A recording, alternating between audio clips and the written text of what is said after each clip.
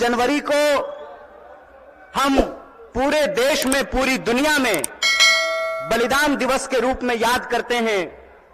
हमारे राष्ट्रपिता, हमारे बापू महात्मा गांधी को याद करते हैं और यह संकल्प लेते हैं कि मरते दम तक उनके आदर्शों पर चलेंगे। और उनका आदर्श था सत्य और अहिंसा, न्याय और एकता।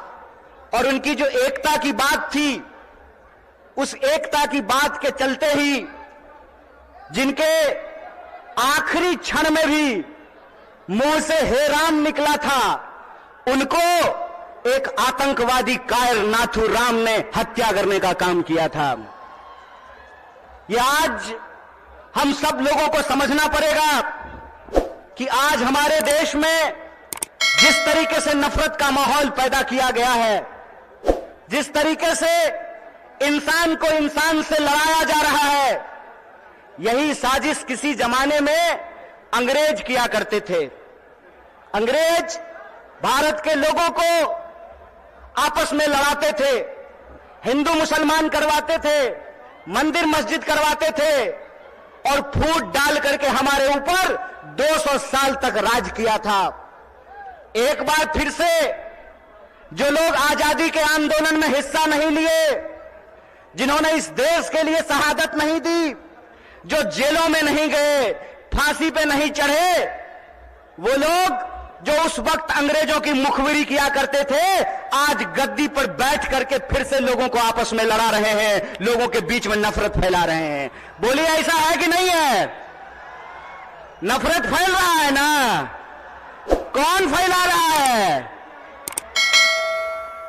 नहीं नहीं नहीं, मोदी अकेले उसमें शामिल नहीं है, उसके साथ वो सब लोग शामिल हैं जो आज समाज को बांटने का काम करते हैं, समाज को आपस में लड़ाने का काम करते हैं। वो सब लोग इसमें शामिल हैं। ये कांग्रेस ने अंग्रेजों से लड़ करके इस देश को आजादी दिलाई।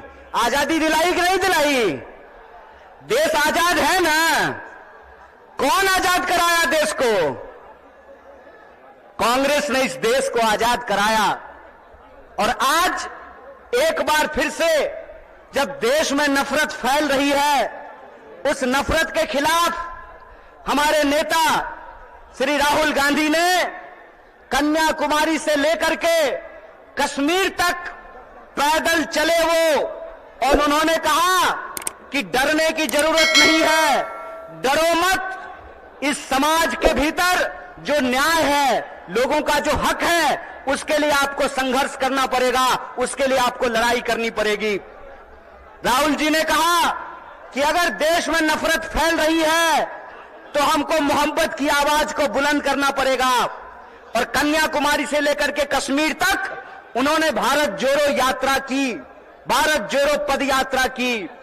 जब भारत जोड़ो पद यात्रा हो गई, तब यह प्रश्न हमारे सामने था कि कौन सी ऐसी चीजें हैं जिससे यह देश ताकतवर बनेगा, इस देश को शक्ति मिलेगी।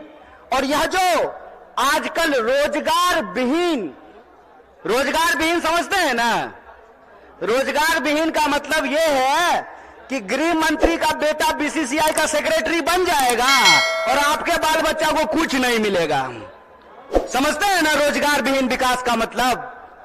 यह जो रोजगार विहीन विकास है, इस रोजगार विहीन विकास में इस देश के जो आम आवाम हैं, उनके बच्चों का, उनके जीवन यापन का मुद्दा कैसे हल होगा। इसीलिए यह बात कांग्रेस पार्टी ने उठाई कि समाज के हर तबके को भागीदारी देना पड़ेगा। और भागीदारी देने के लिए यह जरूरी है कि हमको देखना पड़ेगा कि समाज की रीढ़ किनको माना जाता है, देश का रीढ़ किसको माना जाता है।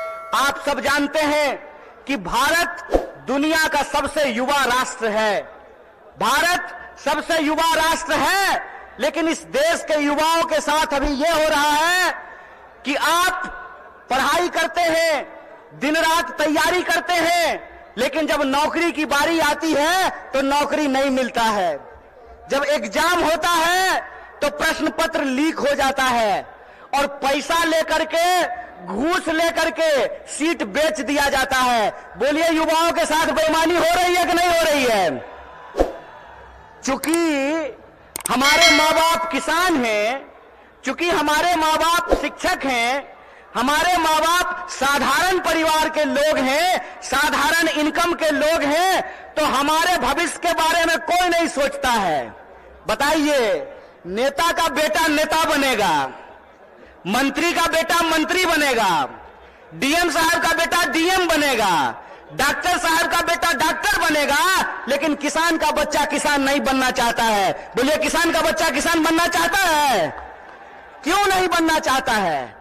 इसलिए नहीं बनना चाहता है कि इस देश की हकीकत यह है कि हर घंटे 2 किसान आत्महत्या करते हैं, हर घंटे एक नौजवान आत्महत्या करता है, हर मिनट किसी महिला के साथ कोई ना कोई अपराध होता है। आए दिन हमको यह सुनने को मिलता है कि जो शोषित पीड़ित वर्ग के लोग हैं उनके ऊपर लगातार हमले होते हैं, उनका अधिकार छीना जाता है।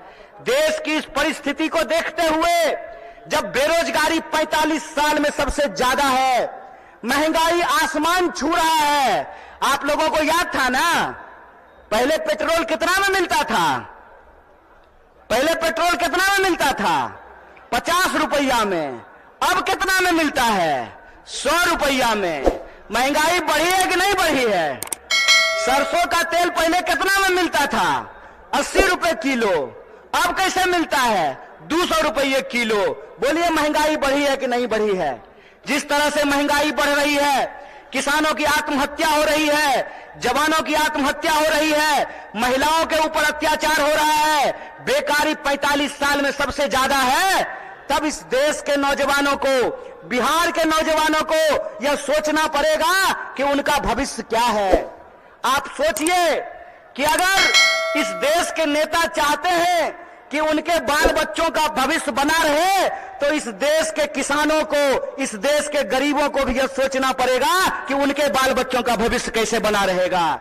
इसीलिए इस देश की परिस्थिति को देखते हुए हमारी पार्टी भारतीय राष्ट्रीय कांग्रेस ने और हमारे नेता राहुल गांधी ने यह तय किया है कि हम भारत जोड़ो न्याय यात्रा की शुरुआत करेंगे।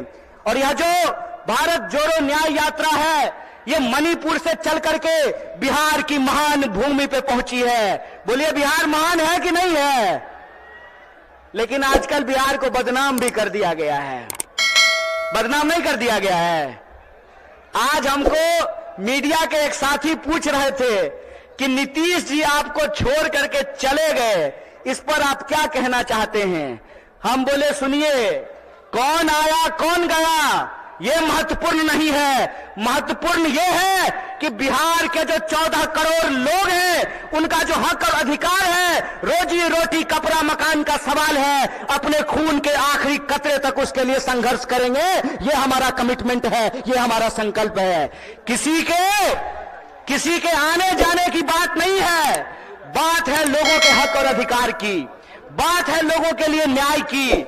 और हमारा यह मानना है, हमारी पार्टी की यह मानना है कि अगर हम इस देश को शक्ति देना चाहते हैं, अगर हम बिहार को शक्ति देना चाहते हैं, तो हमको 5 प्रकार के न्याय की स्थापना करनी पड़ेगी। कितने प्रकार की न्याय की स्थापना करनी पड़ेगी? हाथ उठा करके बताइए। अरे डरिए नहीं, आप नेता छोड़े कि ईडी से घबरा जाइएगा। आप तो आम जनता है, आपको क्या फर्क पड़ता है? 5 प्रकार के न्याय की जरूरत पड़ेगी। कितने प्रकार की? और वो 5 प्रकार का न्याय ये है कि हम चाहते हैं कि इस देश में नारी को न्याय मिले, भागीदारी का न्याय मिले, युवाओं को न्याय मिले, किसानों को न्याय मिले और मजदूरों को न्याय मिले। बोलिए, आपको ये 5 न्याय चाहिए कि नहीं चाहिए? सब लोगों को चाहिए। अगर सब लोग यह 5 प्रकार का न्याय चाहते हैं, तो हम आपसे एक अपील करना चाहते हैं। एक बात जान लीजिए, इस देश में कुछ भी, इस देश के आम लोगों को कुछ भी बिना संघर्ष के नहीं मिला है। हमारी आजादी के लिए भी लोगों को अपनी जान गंवानी पड़ी। बिहार के लोग जानते हैं कि अपने हक और अधिकार के लिए संघर्ष करना पड़ता है। और एक बात आप लोगों ने सुना होगा, बिन हवा न पत्ता हिलता है, बिन लड़े न कुछ भी मिलता है। इसीलिए अपने हक और अधिकार के लिए हमको लड़ना पड़ेगा और हमारे देश के आम आवाम को, बिहार के आम लोगों को यह सोचना पड़ेगा कि हमारा भविष्य क्या है।